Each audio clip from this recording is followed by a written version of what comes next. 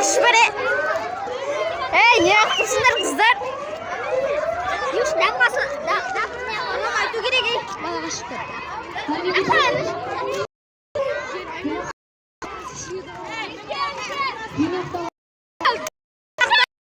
Deydi, jünaktalarımız.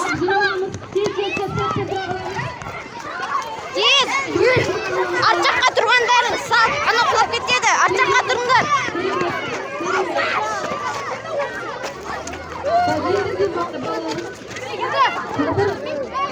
Bazılarımızda Instagram var ya.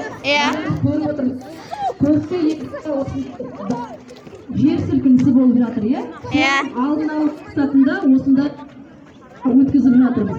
Егер де енді Құдай сақтасын, осындай қоңырау соғылған кезде, дабыл қағылған кезде бәріміз мектепті қай жерінен шығу керекпіз? Жақын есігінен. Қай жерге жаңағы жақын ашық есік, содан шығу керекпіз сыртқа. Түсінікті ғой? Біз не үшін осы жаңағы дабылды қағып жатырмыз? Қорғану үшін, бәріміздің жер сілкінісінен қорғану үшін, сондықтан балалар, егер де жер сілкінісі бола қалған жағдайда осындай дабыл қағылған кезде бәріміз сыртқа шығу керекпіз. Түсінікті ғой? Енді қазір бәріміз тұрамыз, бір шеттен бастап оқушыларды жайлап кіргіземіз. Бірден шыжғып кетпейміз, жарай ма? Ол жақпен шығамыз. Тұрыш, жайлап кіргіземіз.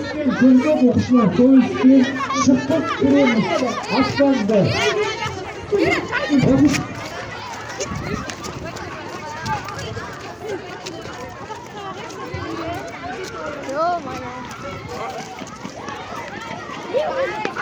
Балаларым